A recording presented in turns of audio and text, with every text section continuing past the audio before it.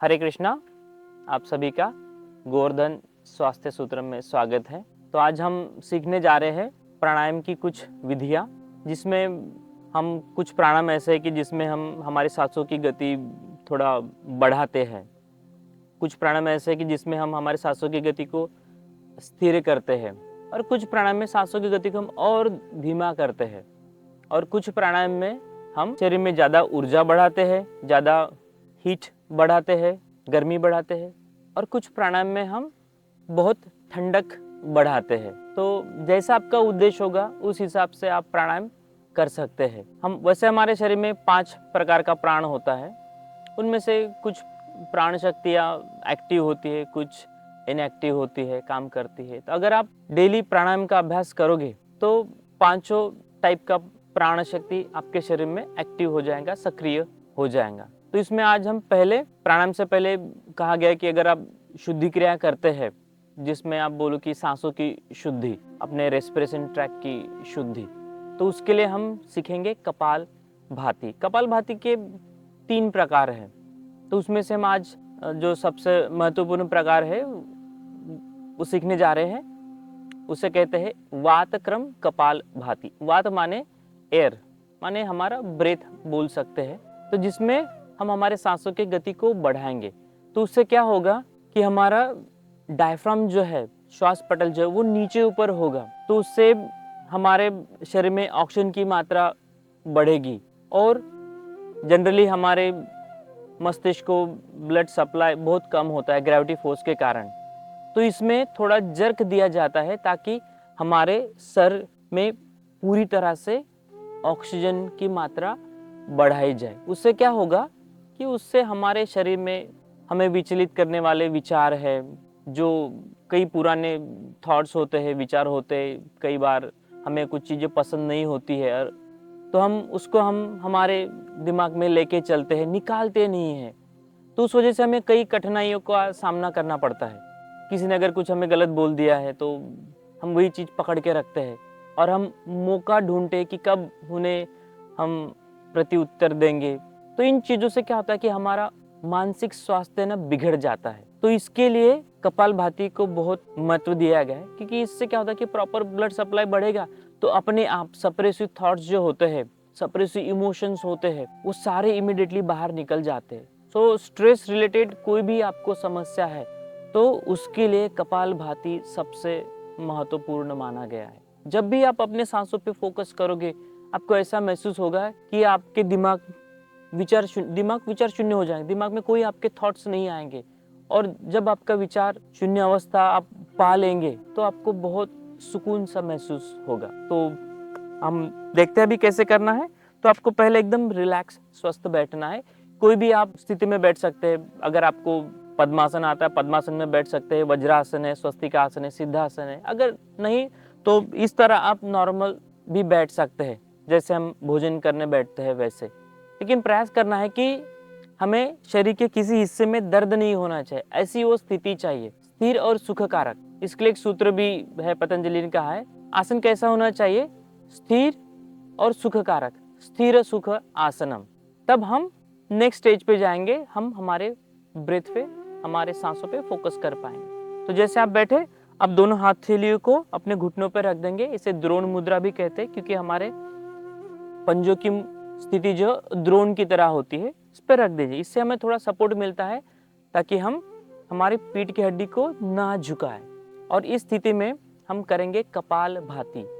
कपाल माने क्या होता है? जनरली कहा जाता है कि कपाल माने हमारा फ्रंटल लोब, हमारा सर का हिस्सा, सामने वाला हिस्सा। लेकिन शास्त्र में कहा है कपाल माने हमारे दिमाग का पूरा हिस्सा, हमारे आंखों के पीछे वाला, हमारे साइनस के पीछे वाला जो कुछ भी हिस्सा है, उसको कपाल कहा गया है। तो उसको प्रॉपर मात्रा में एक्टिव किया जाता है। सांसों, जनरली हम सांस लेते हैं तो कैसे क्या करते हैं, हमारा सांस लेना थोड़ा एक्टिव होता है, सांस छोड़ना थोड़ा पैसिव होता है, धीरे से होता है। तो हम इसमें क्या करेंगे, उसको उल्टा करेंगे। हम सांस को छोड़ते समय थोड़ा झटके के साथ छोड़ेंगे, थोड़ा एक्टिवली छोड़ेंगे। सांस लेंगे उसको बहुत पैसिव तरीके से, बहुत सिंपल तरीके से, क्योंकि जैसे हम पेट को झटका देंगे तो उससे क्या होता है कि वैक्यूम क्रिएट होता है, और जैसे पेट छोड़ेंगे तो अपने आप सांस चली जाती है। तो हमें एक्स्ट्रा के एफर्ट लेने नहीं, एक्स्ट्रा के हमें प्रयास नहीं करना है सांस लेने के लिए, सिर्फ हमें प्रयास करना है कि हम सांस छोड़े। तो देखिए मैं करके दिखा रहा हूँ। आंखें बंद, कंधे रिलैक्स। पहले 2 से 3 बार आपको नॉर्मल सांस लेना है और छोड़ना है। फिर लास्ट में जब सांस लेंगे तो सांस छोड़ते समय अपने पेट को थोड़ा झटका देंगे, ऐसे।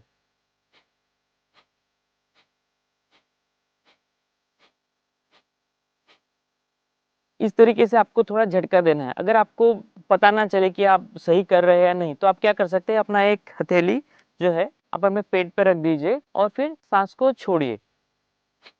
सांस को छोड़ेंगे वैसे आपका पेट अंदर जाए, पेट के साथ में आपका हाथ भी अंदर जाएंगे। इसका मतलब कि आप सही तरीके से कपालभाति कर रहे हैं, ऐसे।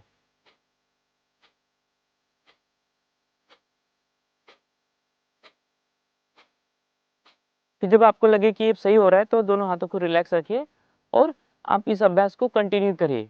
शुरुआती में आप इसको 20 से 30 बार कर सकते हैं, 3 राउंड में कर सकते हैं, 3 बार कर सकते हैं। 20 से 30 बार करने पे आप थोड़ा ब्रेक लीजिए, 2-3 बार लंबी गहरी सांस लीजिए और फिर दूसरा राउंड करिए। फिर और 2 से 3 बार लंबी गहरी सांस लीजिए, फिर और तीसरी बार करिए और फिर इस अभ्यास को रोक दीजिए शुरुआती में। फिर निरंतर अभ्यास के साथ में इसे आप बढ़ा सकते हैं।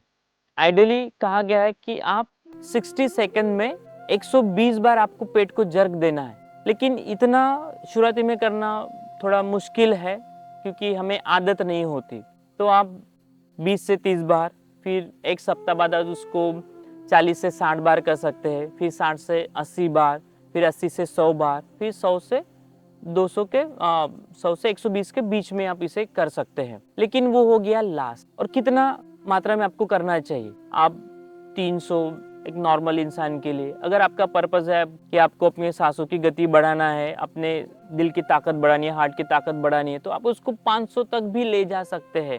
हो सके तो आप कुछ महीनों बाद कंटिन्यू 500 बार आप रिपीट करोगे। अगर नहीं हो पा रहा, अगर आपको लग रहा है अनकंफर्टेबल महसूस हो रहा है, तो आप उसको कम भी कर सकते हैं। अपने कैपेसिटी के हिसाब से आपको करना है, उसको आपके लिमिट से बाहर पुश नहीं करना है। तो हम एक राउंड करेंगे up to 60 strokes. Okay, so sit up straight, सांस एकदम रिलैक्स, दोनों हाथ द्रोण मुद्रा में। सांस लीजिए और सांस छोड़ते हुए स्टार्ट करिए।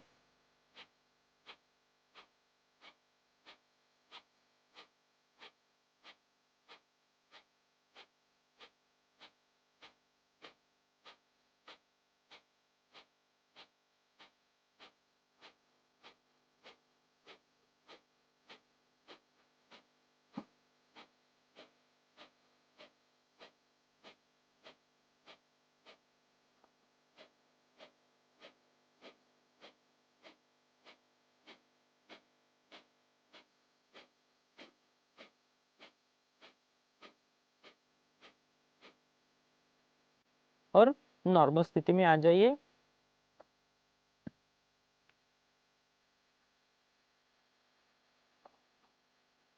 और फिर धीरे से आंख खोलिए। हो सकता है आपको गले में ईचिंग जैसा हो, क्योंकि जब भी आप फोर्सफुली एक्सेल करते हैं तो उससे क्या हो जाएंगे कि कफ गले में सैचुरेट हो सकता है, तो ये नॉर्मल है।